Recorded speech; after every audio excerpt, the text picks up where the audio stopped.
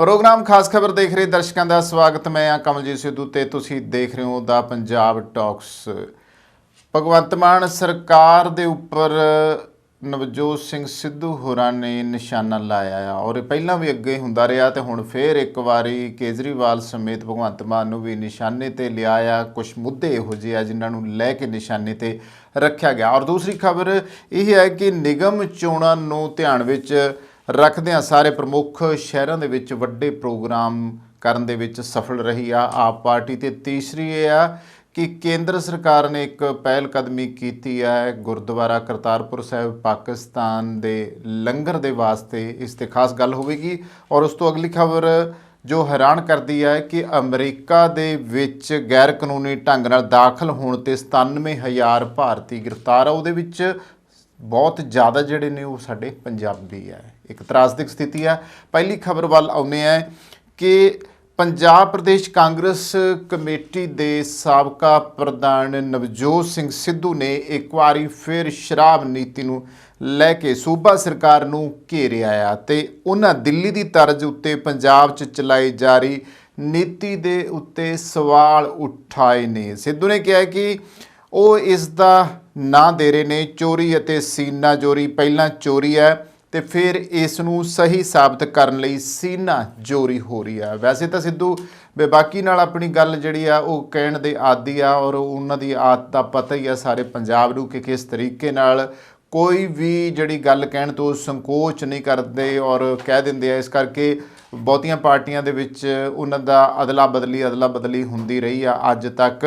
और दिल्ली की शराब नीति ते बोलदे नवजोत सिद्धू ने कहा कि इस नीति तो पहला 7,860 करोड़ रुपए की सेल सी ते आबाकारी लाभ 3,378 करोड़ रुपए सी। नवीं नीति लागू हुई है तो विक्री 13,500 करोड़ रुपए हो गई है, मुनाफा 312 करोड़ रुपए हो गया।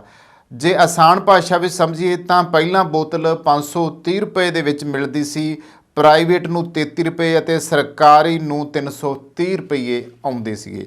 नवीं नीति लागू हुंदे ही इसकी कीमत 30 रुपए वध गई है तो बोतल की कीमत 560 रुपए हो गई है। इन्ना ही नहीं, सूबे नूं इस तो सिर्फ 8 रुपये मिले और प्राइवेट सैक्टर नूं 363 रुपये मिलण लगे।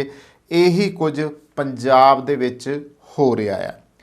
तो पंजाब कांग्रेस के साबका प्रधान नवजोत सिद्धू जिद मैं गल की है कि अपनी गल कहन दे विच मुहारत रखते हैं। उन्हें कहा है कि एक्साइज का कपड़ा दिल्ली विच ही नहीं सगों पंजाब दे विच भी होया आ ये गल, क्योंकि हुण दिल्ली आबाकारी नीति जिहड़ी है उहदे विच जिथे मनीष सिसोदिया जेल दे विच ने इस तरह ही हुण इसे दे अधीन ही केजरीवाल नूं भी ईडी वल्लों सम्मन जारी किए गए हैं। हालांकि इस मामले के उपर अरविंद केजरीवाल होरां दा कहना है कि केंद्र सियासत कर रही है और ये केंद्र के कहण दे उत्ते ही कार्रवाई हो रही है जो कि नजायज़ है। तो दूसरे पासे प्रधानमंत्री नरेंद्र मोदी की स्टेटमेंट भी सामने आई आ तो उन्हों का कहना है कि मैनू जिन्नियां मर्जी गालां कढ़ लवो पर कोई भी बख्शिया नहीं जाऊगा।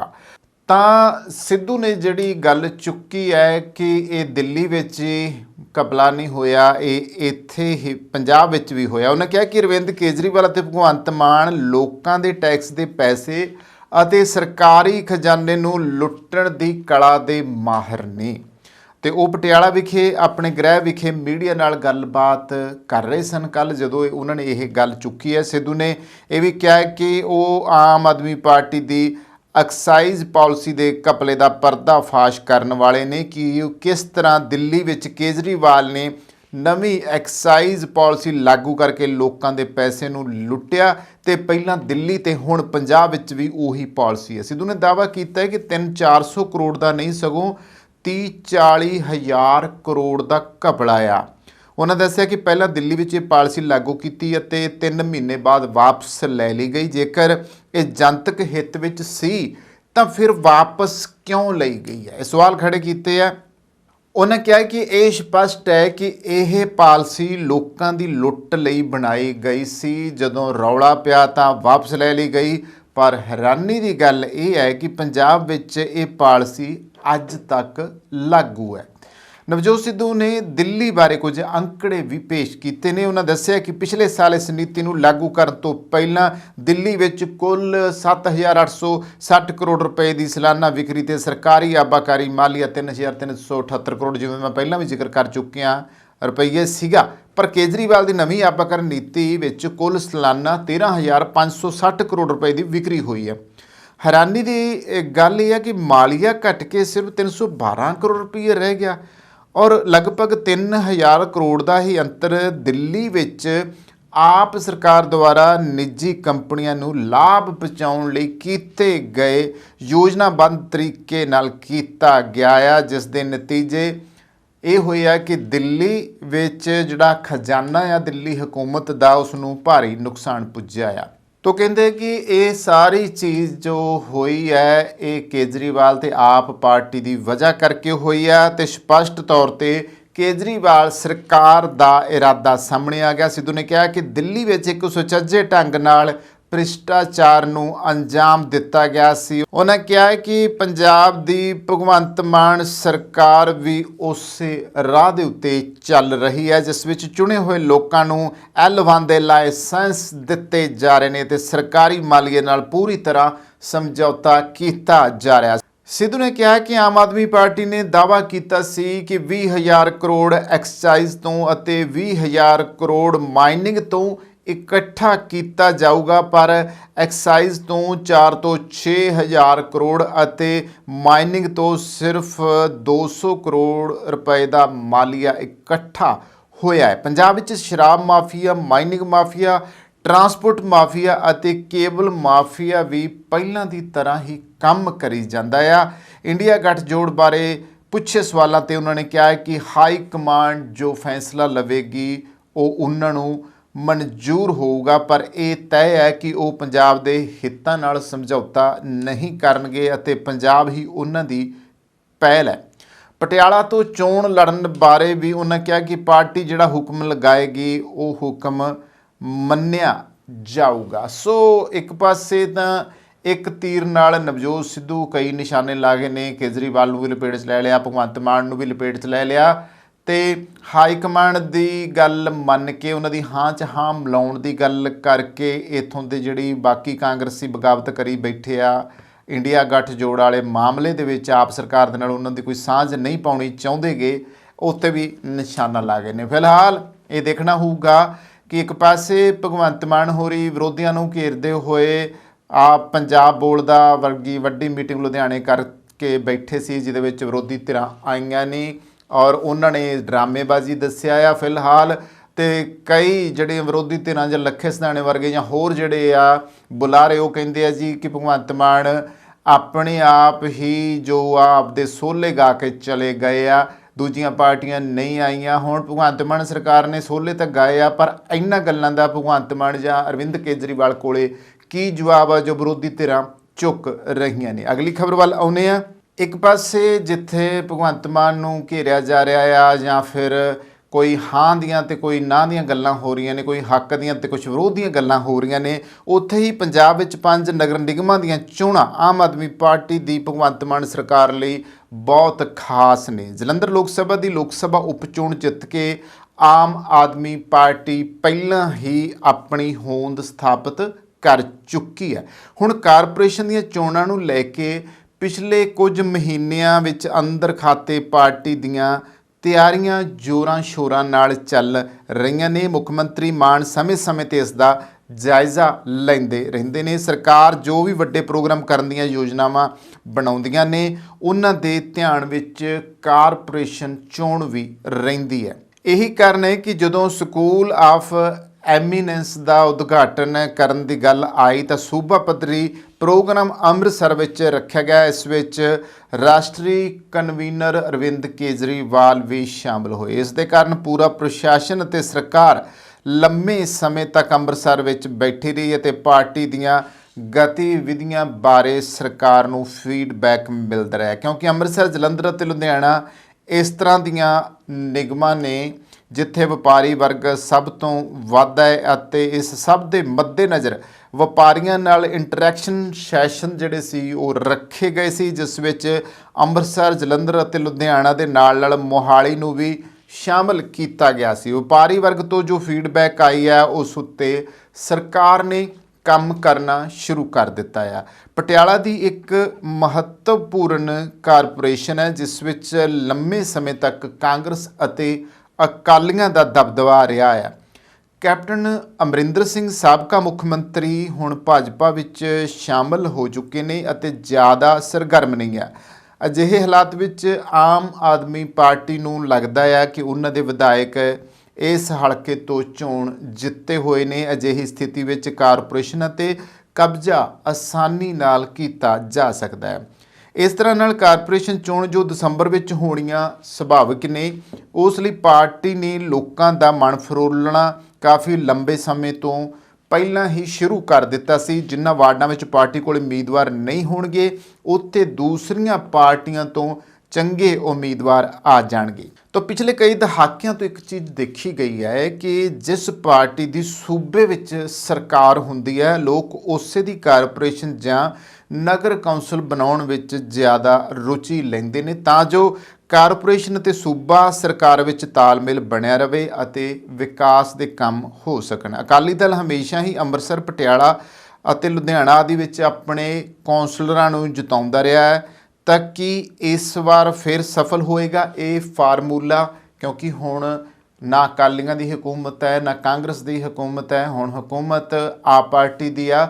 ਤਾਂ ਕਿ ਸੱਤਾਧਾਰੀ ਧਿਰ ਜਿਸ ਤਰੀਕੇ ਪਟਿਆਲੇ ਵਾਲੇ ਪਾਸੋਂ ਬਿਲਕੁਲ ਹੀ ਇਸ ਗੱਲ ਦੇ ਵਿੱਚ ਪੱਕੀ ਹੋਈ ਬੈਠੀ ਹੈ ਕਿ ਇਹ ਸੀਟ ਉਹਨਾਂ ਦੀ ਝੋਲੀ ਪਊਗੀ, ਕਿਉਂਕਿ ਕੈਪਟਨ ਅਮਰਿੰਦਰ ਸਿੰਘ ਤਾਂ ਹੁਣ ਠੰਡੇ ਹੋਏ ਬੈਠੇ ਆ ਕਿਉਂਕਿ ਉਹ ਭਾਜਪਾ ਵਿੱਚ ਚਲੇ ਗਏ ਆ ਅਤੇ ਉਹਨਾਂ ਦਾ ਹੁਣ ਕੋਈ ਇੱਧਰ ਜਮਾਂ ਵੀ ਕੋਈ ਸੁਰ ਉੱਭਰ ਕੇ ਨਹੀਂ ਆ ਰਹੀ। ਤਾਂ ਕਿ ਬਾਕੀ ਜਿਹੜੀਆਂ ਕਾਰਪੋਰੇਸ਼ਨਾਂ ਨੇ ਕਿ ਉਹਨਾਂ ਕਾਰਪੋਰੇਸ਼ਨਾਂ ਦੇ ਵਿੱਚ ਵੀ ਜਿਹੜੀ ਚੋਣ ਹੈਗੀ ਆ ਉਹ ਸੱਤਾਧਾਰੀ ਪਾਰਟੀ ਜਿੱਤ ਸਕੂਗੀ ਕਿ ਸਫਲ ਹੋਊਗੀ, ਇਸ 'ਤੇ ਸਾਰਿਆਂ ਦੀ ਨਜ਼ਰ ਰਹੇਗੀ। ਚਾਹੇ 5 ਕਾਰਪੋਰੇਸ਼ਨਾਂ ਦੀ ਚੋਣ ਹੋਣੀ ਹੈ, ਪਰ ਸਾਰੇ ਸਿਆਸੀ ਦਲ ਤੇ ਪਾਰਟੀਆਂ ਦਾ ਸ਼ਕਤੀ ਪ੍ਰਦਰਸ਼ਨ ਜੋ ਆ ਉਹ ਇਹਨਾਂ ਚੋਣਾਂ ਦੇ ਵਿੱਚ ਹੋਊਗਾ। ਸੋ ਇਸ ਸਾਲ ਦੇ ਅਖੀਰ ਤੱਕ ਇਹ ਜਿਹੜੀਆਂ ਚੋਣਾਂ ਹੋਣੀਆਂ ਨੇ, ਇਹਨਾਂ ਚੋਣਾਂ ਦੇ ਵਿੱਚ ਸਥਿਤੀ ਕਲੀਅਰ ਹੋ ਜਾਊਗੀ। ਔਰ ਜੇ ਲੋਕ ਸੱਤਾਧਾਰੀ ਪਾਰਟੀ ਦੇ ਹੱਕ ਵਿੱਚ ਆਉਂਦੇ ਨੇ ਜਾਂ 5 ਕਾਰਪੋਰੇਸ਼ਨਾਂ ਦੀਆਂ ਚੋਣਾਂ ਦੇ ਵਿੱਚ ਸੱਤਾਧਾਰੀ ਪਾਰਟੀ ਜਿੱਤਦੀ ਹੈ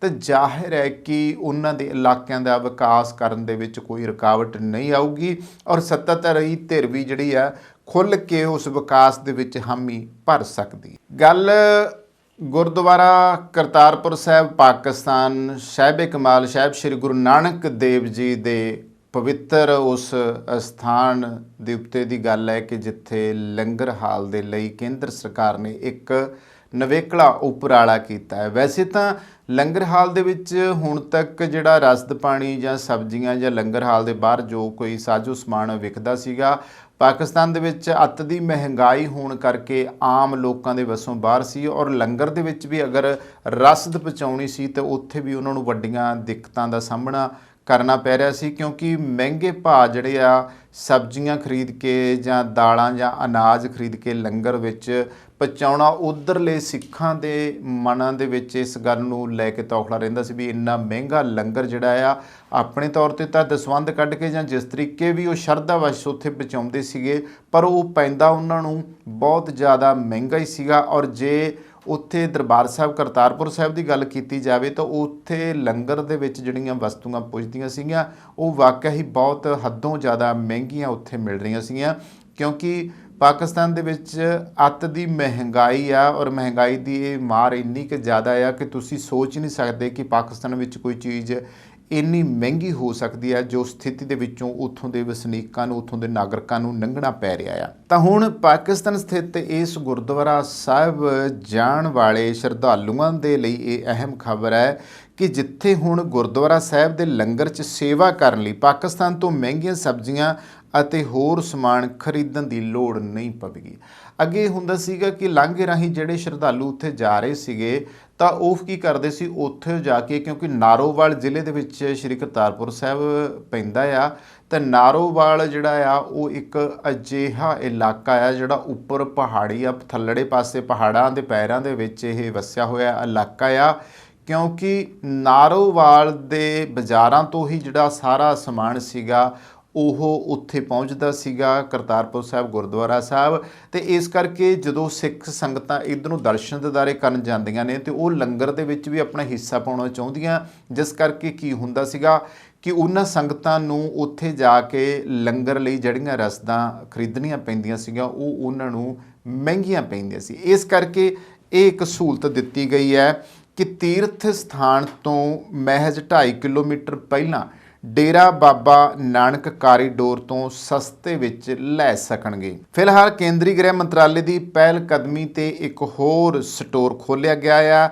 ਇੱਥੇ ਸੰਗਤ ਲਈ 2 ਤੋਂ 5 ਰੁਪਏ ਪ੍ਰਤੀ ਕਿਲੋ ਦੇ ਹਿਸਾਬ ਨਾਲ ਬਾਜ਼ਾਰੀ ਰੇਟ ਤੋਂ ਸਸਤੇ ਭਾਅ ਤੇ ਸਮੱਗਰੀ ਜੋ ਆ ਉਹ ਮੁਹੱਈਆ ਕਰਵਾਈ ਜਾ ਰਹੀ ਹੈ। ਸੰਗਤਾਂ ਦੀ ਮੰਗ ਅਨੁਸਾਰ ਸਰਕਾਰ ਨੇ ਟੈਂਡਰ ਜਾਰੀ ਕੀਤਾ ਸੀ ਤੇ ਉਹ ਟੈਂਡਰ ਰਜਿੰਦਰ ਸਿੰਘ ਅਤੇ ਡਾਕਟਰ ਸੁਖਜਿੰਦਰ ਸਿੰਘ ਨੇ ਸਾਂਝੇ ਤੌਰ ਤੇ ਭਰਿਆ ਸੀ। ਰਜਿੰਦਰ ਸਿੰਘ ਨੇ ਦੱਸਿਆ ਕਿ ਸਟੋਰ ਵਿੱਚ ਰੱਖੀਆਂ ਸਬਜ਼ੀਆਂ 'ਚ ਟਮਾਟਰ, ਹਰੀਆਂ ਮਿਰਚਾਂ ਆ, ਲਸਣ, ਅਦਰਕ ਅਤੇ ਗੰਢੇ ਸ਼ਾਮਲ ਹੈ, ਜੋ ਪਾਕਿਸਤਾਨ ਦੇ ਵਿੱਚ ਬਹੁਤ ਜ਼ਿਆਦਾ ਮਹਿੰਗੇ ਨੇ। ਇਸ ਤੋਂ ਇਲਾਵਾ ਘਿਓ, ਚਾਹ ਪੱਤੀ, ਸੁੱਕਾ ਦੁੱਧ, ਚੌਲ, ਆਟਾ, ਚੀਨੀ ਅਤੇ ਹੋਰ ਸਮਾਨ ਵੀ ਆ।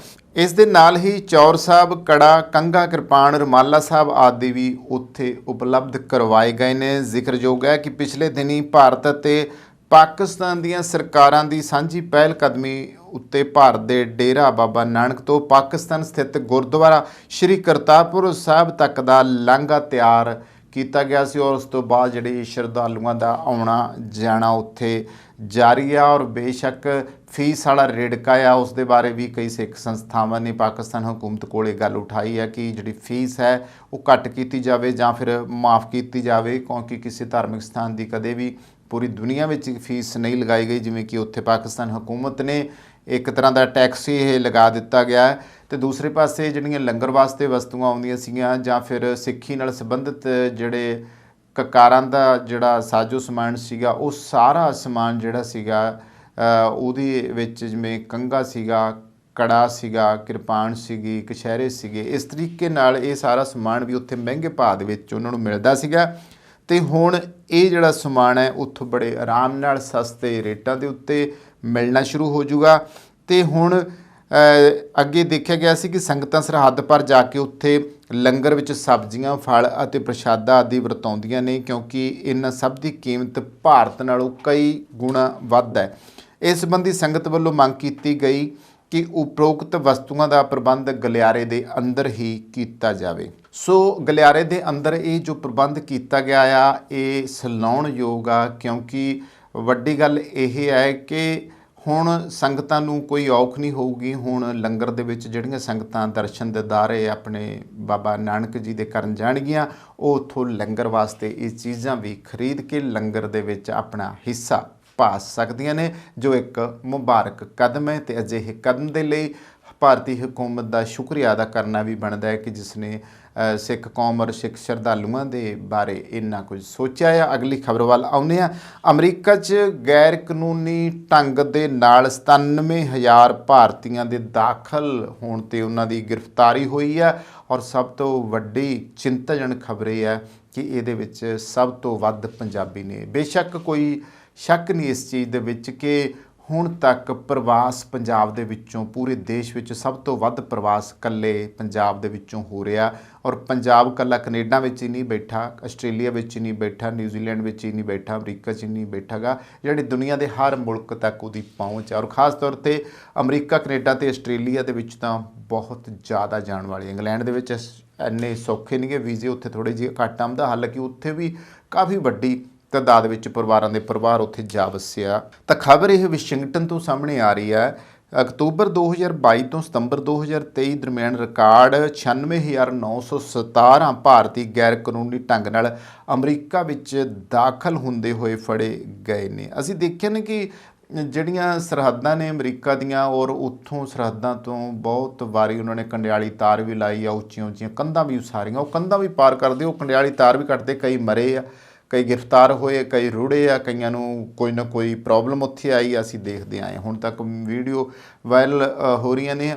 ਔਰ ਪਿੱਛੇ ਜੇ ਕਾफ़ੀ ਸਾਰੀਆਂ ਫਿਲਮਾਂ ਜਿਹੜੀਆਂ ਪੰਜਾਬੀ 'ਚ ਵੀ ਬਣੀਆਂ, ਅਤੇ ਹੁਣ ਸ਼ਾਹਰੁਖ ਖਾਨ ਦੀ ਡੰਕੀ ਫਿਲਮ ਜਿਹਦਾ ਕੱਲ੍ਹ ਪੋਸਟਰ ਰਿਲੀਜ਼ ਕੀਤਾ ਗਿਆ, ਟੀਜ਼ਰ ਰਿਲੀਜ਼ ਕੀਤਾ ਗਿਆ, ਉਹ ਵੀ ਇਸੇ ਆਧਾਰ 'ਤੇ ਬਣੀ ਹੈ ਕਿ ਕਿਸ ਤਰੀਕੇ ਨਾਲ ਪ੍ਰਵਾਸ ਹੋ ਰਿਹਾ। ਤਾਂ USA ਕਸਟਮਜ਼ ਅਤੇ ਬਾਰਡਰ ਪ੍ਰੋਟੈਕਸ਼ਨਸ ਦੇ ਅੰਕੜਿਆਂ ਵਿੱਚ ਇਹ ਜਾਣਕਾਰੀ ਸਾਹਮਣੇ ਆਈ ਹੈ। ਅੰਕੜਿਆਂ ਅਨੁਸਾਰ ਅਮਰੀਕਾ ਦੀਆਂ ਦੱਖਣੀ ਸਰਹੱਦਾਂ ਦੇ ਨਾਲ ਉੱਤਰੀ ਸਰਹੱਦਾਂ ਉੱਤੇ ਜਾਨ ਮਾਲ ਦੇ ਦੁਖਦਾਈ ਨੁਕਸਾਨ ਦੇ ਬਾਵਜੂਦ ਲਗਭਗ 97,000 ਭਾਰਤੀਆਂ ਨੇ ਅਮਰੀਕਾ ਵਿੱਚ ਦਾਖਲ ਹੋਣ ਲਈ ਇਹ ਖਤਰਨਾਕ ਰਾਹ ਚੁਣੇ ਨੇ। 96,917 ਭਾਰਤੀਆਂ ਦੇ ਵਿੱਚੋਂ 30,010 ਕੈਨੇਡਾ ਦੀ ਸਰਹੱਦ ਰਾਹੀਂ ਗੈਰ ਕਾਨੂੰਨੀ ਢੰਗ ਨਾਲ ਅਮਰੀਕਾ ਵਿੱਚ ਦਾਖਲ ਹੋਣ ਦੀ ਕੋਸ਼ਿਸ਼ ਕਰਦੇ ਫੜੇ ਗਏ। ਉੱਥੇ ਵੀ ਇਹ ਹਾਲ, ਕੈਨੇਡਾ ਜਾ ਕੇ ਵੀ ਉੱਧਰ ਐਂ ਜਾਂਦੇ ਪਏ ਆ। ਤੇ 41,770 ਮੈਕਸੀਕਨ ਸਰਹੱਦ ਰਾਹੀਂ ਗੈਰ ਕਾਨੂੰਨੀ ਢੰਗ ਨਾਲ ਅਮਰੀਕਾ ਵਿੱਚ ਦਾਖਲ ਹੋਣ ਦੀ ਕੋਸ਼ਿਸ਼ ਕਰਦੇ ਫੜੇ ਗਏ। ਹੁਣ ਦੇਖੋ, ਜਿਹੜੇ ਕੈਨੇਡਾ ਗਏ ਸੀ ਉਹ ਤਾਂ ਕੈਨੇਡਾ ਤੋਂ ਵੀ ਗਏ, ਕਿਉਂਕਿ ਅਮਰੀਕਾ ਨੇ ਅਗਰ ਫੜ ਲਏ ਆ ਤਾਂ ਜ਼ਾਹਿਰ ਹੈ ਕਿ ਉਹਨਾਂ ਨੂੰ ਸਿੱਧਾ ਡਿਪੋਰਟ ਕੀਤਾ ਜਾਊਗਾ, ਜਾਂ ਫਿਰ ਉਹ ਜੇਲ੍ਹਾਂ ਦੇ ਵਿੱਚ ਉੱਥੇ ਕੈਦਾਂ ਕੱਟਣਗੇ। ਇਹੀ ਕੁਛ ਹੋਣਾ। ਮਗਰ ਨਾ ਮਾਪਿਆਂ ਨੂੰ, ਅਗਲਿਆਂ ਨੂੰ, ਨਾ ਪਿਛਲਿਆਂ ਦੇ ਬਾਰੇ ਉਹਨਾਂ ਨੇ ਸੋਚਿਆ, ਤੇ ਫਿਕਰਮੰਦੀ ਉਹਨਾਂ ਨੂੰ ਰਹਿਣੀ ਆ ਵੀ ਸਾਡਾ ਗਿਆ ਕਿੱਥੇ ਮੁੰਡਾ। ਹੁਣ ਇੱਥੇ ਟਾਈਮਜ਼ ਆਫ ਇੰਡੀਆ ਦੀ ਇੱਕ ਰਿਪੋਰਟ ਜੋ ਸਾਹਮਣੇ ਆਈ ਆ, ਉਹਦੇ ਵਿੱਚ ਕਿਹਾ ਗਿਆ ਕਿ ਇਹਨਾਂ ਵਿੱਚੋਂ ਬਾਕੀਆਂ ਨੂੰ ਅਮਰੀਕਾ ਦੀ ਮੁੱਖ ਭੂਮੀ ਪਾਰ ਕਰਨ ਤੋਂ ਬਾਅਦ ਫੜਿਆ ਗਿਆ। 2019 ਤੋਂ 2020 ਤੋਂ ਬਾਅਦ ਗੈਰ ਕਾਨੂੰਨੀ ਤਰੀਕੇ ਨਾਲ ਅਮਰੀਕਾ ਵਿੱਚ ਦਾਖਲ ਹੋਣ ਦੀ ਕੋਸ਼ਿਸ਼ ਕਰ ਰਹੇ ਭਾਰਤੀਆਂ ਦੀ ਗਿਣਤੀ ਵਿੱਚ 5 ਗੁਣਾ ਵਾਧਾ ਹੋਇਆ ਹੈ, ਜਦੋਂ ਕਿ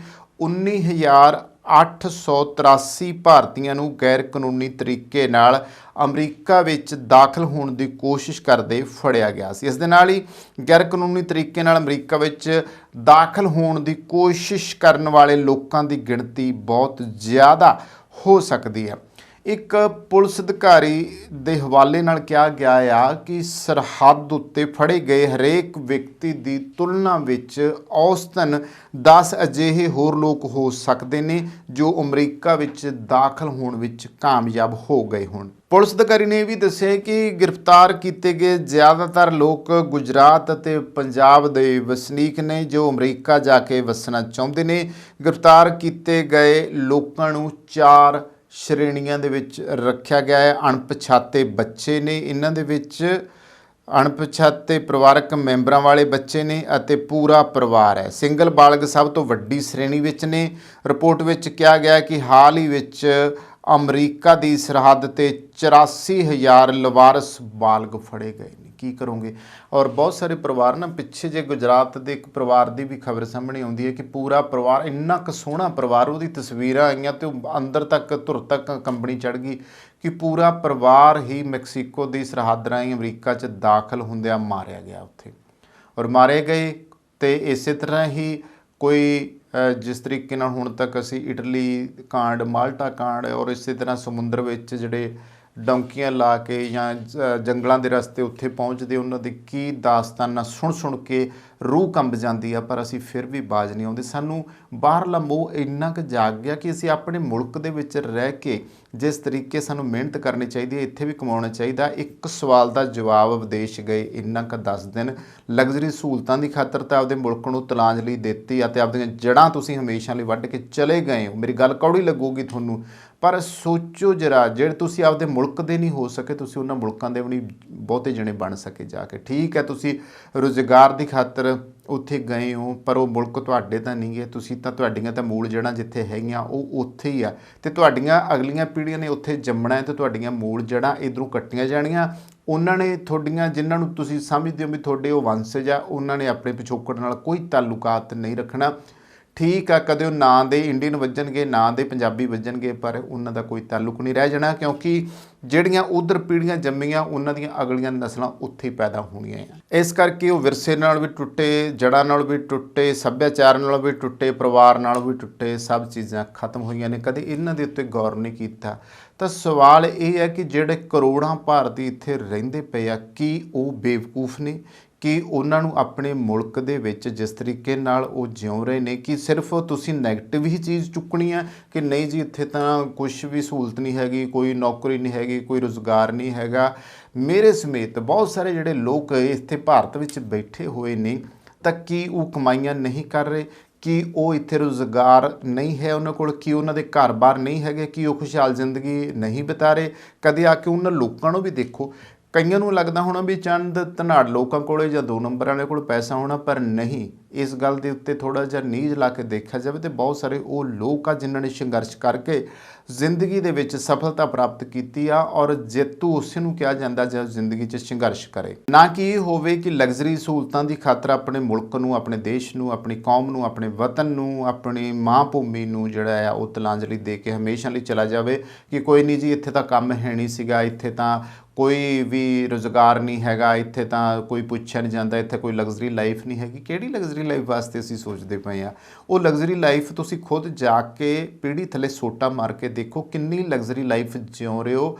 ਔਰ ਜਦੋਂ ਇੱਥੇ ਹਰ ਵਾਰੀ ਤਾਬੂਤ ਵਿੱਚ ਬੰਦ ਹੋ ਕੇ ਅਮਰੀਕਾ ਕੈਨੇਡਾ ਤੋਂ ਲਾਸ਼ਾਂ ਪੰਜਾਬ ਪੁੱਜਦੀਆਂ ਨੇ ਨਾ, ਭਾਰਤ ਪੁੱਜਦੀਆਂ ਨੇ, ਉਹਨਾਂ ਨੂੰ ਪੁੱਛ ਕੇ ਵੇਖੋ ਜਿਨ੍ਹਾਂ ਨੇ ਉਹਨਾਂ ਨੂੰ ਤੋਰਿਆ ਸੀ ਮਣਾ ਮੂੰਹੀ ਪੈਸਾ ਲਾ ਕੇ, ਜਿਨ੍ਹਾਂ ਨੇ ਉਹਨਾਂ ਨੂੰ ਤੋਰਿਆ ਸੀਗਾ ਇੰਨਾ ਜ਼ਿਆਦਾ ਪੈਸਾ ਔਰ ਜ਼ਿੰਦਗੀ ਭਰ ਦੀ ਪੂੰਜੀ ਕਈਆਂ ਨੇ ਲਾ ਕੇ ਤੋਰ ਦਿੱਤੀ। ਔਰ ਫਿਰ ਜਦੋਂ ਤਾਬਤ ਵਿੱਚ ਬੰਦ ਹੋ ਕੇ ਆਏ, ਕਿਉਂਕਿ ਜਿਹੜੀਆਂ ਸਹੂਲਤਾਂ ਦੀ ਗੱਲ ਕਰਦੇ ਆ ਉਹ ਸਹੂਲਤਾਂ ਕਿਉਂਕਿ ਇੱਧਰੋਂ ਬਹੁਤ ਛੇਤੀ ਪੜ੍ਹਾ ਕੇ 12ਵੀਂ ਤੋਂ ਬਾਅਦ ਹੀ ਤੋਰ ਦਿੱਤੇ ਜਾਂਦੇ, ਕਈ ਆਈਲੈਟਸ ਕਰਾ ਕੇ ਵੀ ਚਲ ਉੱਧਰ ਜਾ ਕੇ ਪੜ੍ਹ ਲੈਣਗੇ, ਪਰ ਉਹ ਜ਼ਿੰਦਗੀ ਦੀਆਂ ਹਕੀਕਤਾਂ ਨਾਲ ਵਾਕਿਫ ਨਹੀਂ ਹੁੰਦੇ। ਰੋਟੀ ਨਹੀਂ ਬਣਾਉਣੀ ਆਉਂਦੀ, ਖਾਣੇ ਨਹੀਂ ਬਣਾਉਣੇ ਆਉਂਦੇ, ਲੀੜੇ ਨਹੀਂ ਧੋਣੇ ਆਉਂਦੇਗੇ, ਹੋਰ ਤਜਰਬੇ ਨਹੀਂ ਹੁੰਦੇ ਜ਼ਿੰਦਗੀ ਦੇ। ਫਲਸਰੂਪ ਕੀ ਹੁੰਦੇ ਆ ਕਿ ਛੋਟੀਆਂ ਉਮਰਾਂ 'ਚ ਬੋਝ ਜਦੋਂ ਪੈਂਦਾ ਆ ਅਤੇ ਬੋਝ ਨਾਲ ਡਿਪਰੈਸ਼ਨ ਦਾ ਸ਼ਿਕਾਰ ਹੋ ਜਾਂਦੇ, ਅਤੇ ਡਿਪਰੈਸ਼ਨ ਦਾ ਸ਼ਿਕਾਰ ਕਈ ਨਸ਼ਿਆਂ 'ਚ ਪੈ ਚੁੱਕੇ ਆ, ਅਤੇ ਕਈ ਵੈਸੇ ਹੀ ਹਾਰਟ ਅਟੈਕ ਜਾਂ ਫਿਰ ਬ੍ਰੇਨ ਦਾ ਅਟੈਕ ਹੋਣ ਨਾਲ ਜ਼ਿੰਦਗੀ ਤੋਂ ਚਲੇ ਜਾਂਦੇ ਆ। ਔਰ ਫਿਰ ਕਈ ਚੁੱਪ ਕੀਤੇ ਇਸੇ ਤਰ੍ਹਾਂ ਹੀ ਘਰਾਂ ਦੇ ਵਿੱਚ ਸੁੱਤੇ ਦੇ ਸੁੱਤੇ ਮਿਲਦੇ ਆ, ਬਾਅਦ 'ਚ ਫਿਰ ਦੋਸਤਾਂ ਨੂੰ, ਆਂਢੀ ਗੁਆਂਢੀ ਨੂੰ ਪਤਾ ਲੱਗਦਾ ਕਿ ਉਹਦੀ ਡੈੱਡ ਬੋਡੀ ਮਿਲੀ। ਇੱਥੋਂ ਤੱਕ ਸਥਿਤੀ ਹੈ। ਇਹ ਹਕੀਕਤ ਆ, ਕੌੜੀ ਹਕੀਕਤ ਆ ਕਿ ਅਸੀਂ ਮੁਲਕ ਛੱਡ ਕੇ ਜਾ ਰਹੇ ਹਾਂ, ਆਪਣੇ ਵਤਨ ਨੂੰ ਛੱਡ ਕੇ ਜਾ ਰਹੇ ਹਾਂ। ਇੱਥੇ ਰਹਿ ਕੇ ਵੀ ਜੇ ਕੰਮ ਕੀਤੇ ਹੁੰਦੇ ਤਾਂ ਸ਼ਾਇਦ ਇਹਨਾਂ ਸਥਿਤੀਆਂ ਦਾ ਤੁਸੀਂ ਸਾਹਮਣਾ ਨਾ ਕਰ ਸਕਦੇ। ਤਾਂ ਇਹ ਜਿਹੜੀ ਹੁਣ ਰਿਪੋਰਟ ਦੀ ਮੈਂ ਗੱਲ ਕਰ ਰਿਹਾ ਹਾਂ, ਇਸ ਰਿਪੋਰਟ 'ਚ ਕਿਹਾ ਗਿਆ ਹੈ ਕਿ ਹਾਲ ਹੀ ਵਿੱਚ ਅਮਰੀਕਾ ਦੀ ਸਰਹੱਦ ਤੋਂ 84,000 ਲਵਾਰਸ ਬਾਲਗ ਫੜੇ ਗਏ ਨੇ। ਇਸ ਤੋਂ ਇਲਾਵਾ ਘੱਟੋ ਘੱਟ 730 ਲਵਾਰਸ ਬੱਚਿਆਂ ਨੂੰ ਵੀ ਹਿਰਾਸਤ ਵਿੱਚ ਲਿਆ ਗਿਆ। ਇਸ ਤੋਂ ਪਤਾ ਲੱਗਦਾ ਹੈ ਕਿ ਅਮਰੀਕਾ ਵਿੱਚ ਬਹੁਤ ਸਾਰੇ ਭਾਰਤੀ ਬੱਚੇ ਨੇ ਜੋ ਇਮੀਗ੍ਰੇਸ਼ਨ ਅਤੇ ਕਸਟਮਜ਼ ਐਨਫੋਰਸਮੈਂਟ ਦੀ ਹਿਰਾਸਤ ਵਿੱਚ ਨੇ। ਮਈ ਵਿੱਚ ਮਹਾਮਾਰੀ ਯੁੱਗ ਦੀ ਸਰਹੱਦ ਨੀਤੀ ਟਾਈਟਲ 42 ਦੇ ਅੰਤ ਨੇ ਗੈਰ ਕਾਨੂੰਨੀ ਇਮੀਗ੍ਰੇਸ਼ਨ ਦੇ ਵਿੱਚ ਵਾਧਾ ਕੀਤਾ ਹੈ। ਇਸ ਨੂੰ ਪਹਿਲਾਂ ਦੇ ਫੈਸਲੇ ਦੁਆਰਾ ਰੋਕਿਆ ਗਿਆ ਸੀ, ਜਿਸ ਨੇ ਅਮਰੀਕਾ ਨੂੰ ਬਿਨਾਂ ਸ਼ਰਨ ਦੀ ਸੁਣਵਾਈ ਦੇ ਗੈਰ ਕਾਨੂੰਨੀ ਪ੍ਰਵਾਸੀਆਂ ਨੂੰ ਦੇਸ਼ ਨਿਕਾਲਾ ਦੇਣ ਦੀ ਆਗਿਆ ਦਿੱਤੀ ਸੀ। ਅਧਿਕਾਰੀਆਂ ਦੇ ਹਵਾਲੇ ਨਾਲ ਕਿਹਾ ਗਿਆ ਸੀ ਕਿ ਹਰ ਸਾਲ ਕਈ ਭਾਰਤੀ ਅਮਰੀਕਾ 'ਚ ਫੜੇ ਜਾਂਦੇ ਨੇ, ਪਰ ਸਿਰਫ ਕੁਝ ਕੁ ਨੂੰ ਹੀ ਦੇਸ਼ ਨਿਕਾਲਾ ਦਿੱਤਾ ਜਾਂਦਾ ਹੈ, ਕਿਉਂਕਿ ਉਹ ਮਨੁੱਖੀ ਅਧਿਕਾਰਾਂ ਦਾ ਹਵਾਲਾ ਦਿੰਦੇ ਹੋਏ ਉੱਥੇ ਸ਼ਰਨ ਮੰਗਦੇ ਨੇ। ਸੋ ਇਸ ਤਰੀਕੇ ਕਈਆਂ ਨੂੰ ਸ਼ਰਨ ਮਿਲ ਜਾਂਦੀ ਨੇ, ਕਈ ਜੇਲ੍ਹਾਂ ਜੋਗੇ ਰਹਿ ਜਾਂਦੇ ਨੇ, ਅਤੇ ਕਈ ਫਿਰ ਡਿਪੋਰਟ ਕਰ ਦਿੱਤੇ ਜਾਂਦੇ ਨੇ, ਅਤੇ ਕਈ ਲਾਸ਼ਾਂ ਬਣ ਕੇ ਆਪਣੇ ਵਤਨ ਮੁੜਦੇ ਨੇ। ਤਰਾਸਦਿਕ ਸਥਿਤੀ ਹੈ। ਹਕੂਮਤਾਂ ਨੂੰ ਥੋੜ੍ਹਾ ਸੋਚਣਾ ਚਾਹੀਦਾ ਆ, ਇੱਧਰ ਵੀ ਭਾਰਤੀ ਹਕੂਮਤ ਨੂੰ ਵੀ ਸੋਚਣਾ ਚਾਹੀਦਾ ਹੈ ਕਿ ਜਿਸ ਤਰੀਕੇ ਨਾਲ ਬਾਹਰ ਸਾਡੇ ਜਾ ਰਹੇ ਨੇ ਕੀ ਬਣੂਗਾ ਸਾਡੇ ਮੁਲਕ ਦਾ। ਜਾਂ ਤਾਂ ਇੱਥੇ ਰੁਜ਼ਗਾਰ ਦੇ ਮੌਕੇ ਪੈਦਾ ਕੀਤੇ ਜਾਣ, ਇੱਥੇ ਉਹਨਾਂ ਨੂੰ ਬਰਸਰੇ ਰੁਜ਼ਗਾਰ ਬਣਾਇਆ ਜਾਵੇ ਤਾਂ ਕਿ ਇਹ ਪ੍ਰਵਾਸ ਰੁਕ ਸਕੇ, ਤਾਂ ਕਿ ਕਈ ਵਸਦੇ ਘਰ ਉੱਜੜ ਨਾ ਸਕਣ। ਕਿਉਂਕਿ ਅਸੀਂ ਦੇਖਿਆ ਹੈ ਕਿ ਦੁਆਬੇ ਸਮੇਤ, ਮੋਗੇ ਦੇ ਇਲਾਕਾ, ਮਾਲਵੇ ਸਮੇਤ, ਹੁਣ ਤਾਂ ਬਠਿੰਡਾ ਜ਼ਿਲ੍ਹਾ ਵੀ ਵਿੱਚ ਆ ਗਿਆ, ਕੋਈ ਵੀ ਸ਼ਹਿਰ ਨਿਰਲੇਪ ਨਹੀਂ ਰਿਹਾ, ਅਤੇ ਜਿੱਥੇ ਹੁਣ ਉਹ ਘਰਾਂ ਨੂੰ ਮਗਰ ਜਿੰਦਰੇ ਨਾ ਲੱਗੇ ਹੋਣ। ਸੋ ਇਹ ਸਥਿਤੀ ਜਿਹੜੀ ਹੈ ਉਹ ਪੰਜਾਬ ਲਈ ਗੰਭੀਰ ਹੈ, ਕਿਉਂਕਿ ਸਭ ਤੋਂ ਜ਼ਿਆਦਾ ਪੰਜਾਬੀ ਫੜੇ ਗਏ ਨੇ, ਔਰ ਉਹ ਵੀ ਨਾਬਾਲਗ ਫੜੇ ਗਏ ਨੇ। ਸੋ ਇਹਨਾਂ ਸਥਿਤੀਆਂ ਨਾਲ ਦੋ ਚਾਰ ਜਿਹੜਾ ਹੋਣਾ ਪੈ ਰਿਹਾ ਆ, ਤਾਂ ਇਸ ਦਾ ਕੋਈ ਹੱਲ ਜਿਹੜਾ ਆ ਉਹ ਜ਼ਰੂਰ ਹੋਣਾ ਚਾਹੀਦਾ। ਇਹ ਸੀ ਜੀ ਚੰਦ ਖਬਰਾਂ ਜਿਨ੍ਹਾਂ ਉੱਤੇ ਗੱਲਬਾਤ ਕੀਤੀ। ਇੱਥੇ ਹੀ ਸਮਾਪਤੀ ਕਰਦੇ ਹਾਂ। ਧੰਨਵਾਦ।